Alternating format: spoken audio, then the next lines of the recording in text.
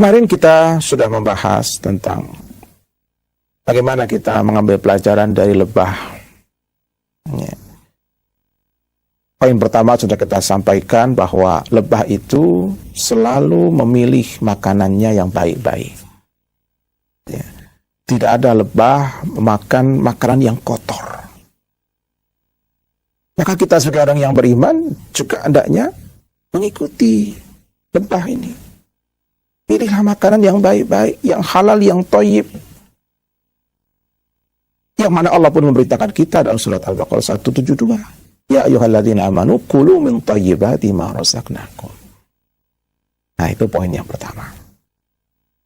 Yang kedua, yang kita cermati dari lebah itu, wa wada'at thayyiban. Output lebah itu, yang keluar dari lebah itu juga baik. Apa yang keluar dari lebah? Satu, madu. Ya. Madu itu semuanya baik. Madu apa saja, dari lebah jenis apa saja, itu tidak ada madu yang tidak baik. Bagaimana tidak baik? Madu itu sumbernya dari nutrisi-nutrisi terbaik dalam tumbuhan. Sari-sari tumbuhan. Ya. Maka ketika diproses menghasilkan minuman yang menyehatkan, madu. Karena madu itu cair, ya kita sebut minuman. Ya. Jangankan yang sumbernya terpilih, ya. Intisari-intisari dari tumbuhan, dari bunga. Ya. Sapi, kerbau, ya, kambing, onta, dan hewan-hewan lain yang makanannya rumput, ya, rumput saja. Ya. Bukan intisari tumbuhan, rumput hijau. Ya. Itu saja menghasilkan susu yang memiliki nilai gizi yang sangat besar, yang menyehatkan, yang juga menjadi obat. Ya. Padahal sumbernya hanya rumputan. Bagaimana dengan lebah yang sumbernya itu thayyib tadi?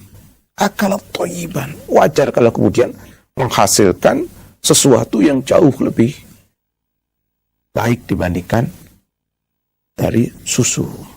Ya. Madu. Nah, begitu pula harapannya orang yang beriman. Perilaku yang muncul dari pribadi seorang mukmin itu hendaknya perilaku yang baik. Kalau dia berkata, perkataannya baik. Kalau dia berbuat, perbuatannya baik. Kalau dia bersikap, sikap kepada orang lain baik. Wada'at thayyiban. Ya. Lebah tidak pernah mengeluarkan madu yang mengandung racun. Ya. Tidak pernah. Selalu mengandung kebaikan. Ya. Bahkan orang-orang yang terkena penyakit diabetes, yang tidak boleh makan gula terlalu banyak, dia diperbolehkan bahkan madu asli itu menjadi terapinya. Coba. Padahal ini namanya madu itu mengandung gula. Tapi ketika murni dari lebah, manisnya itu tidak seperti manis gula. Menjadi terapi. Wada'at thayyiban. Ya. Maka begitulah kita sebagai seorang mukmin, pemirsa barakallahu fikum, hendaknya apa yang keluar dari diri kita, baik bersifat perkataan maupun perbuatan, itu hendaknya yang thayyib, yang baik. Di mana orang bisa mengambil manfaat dari keberadaan kita. Ya. Jadi adanya kita di tengah-tengah masyarakat itu seperti adanya madu di tengah-tengah orang. Semua orang mesti senang dengan madu. Ya. Maka mestinya semua orang senang dengan keberadaan seorang mukmin. Mengapa? Orang mukmin itu ditempatkan di mana saja. Dia tidak merusak, dia tidak menyakiti, dia tidak mendolimi, dia memberi manfaat kepada orang lain. Memberikan manfaat. Sebagaimana madu itu selalu memberikan manfaat kepada orang lain. Orang yang sehat mendapatkan manfaat, apalagi orang yang sakit. Wada'at thayyiban. Ya. Jadi keberadaan kita sebagai seorang mukmin, mari kita bercermin dari lebah yang selalu memberikan kebaikan dan kebaikan. Ya. Bahkan lebah itu bukan hanya madunya.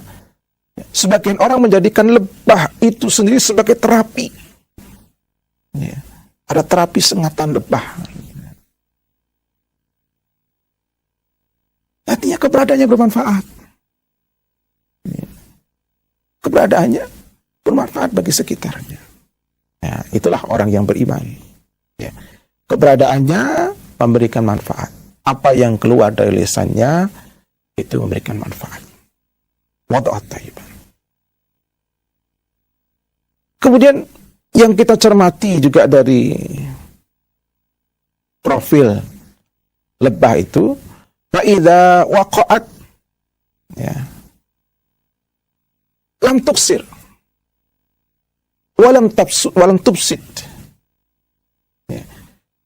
Ketika lebah itu menyerap intisari dari bunga, ya, menyerap intisari dari bunga, mengambil nutrisi dari dalam bunga,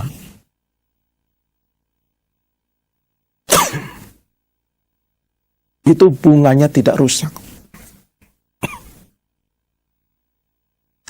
Lam tuksir, tidak mematahkan dahan, walam tubsid, dan tidak merusak bunga. Tidak rusak, pemirsa. Coba perhatikan.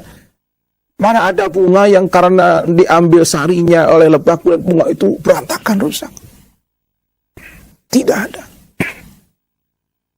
Seperti tidak terjadi apa-apa.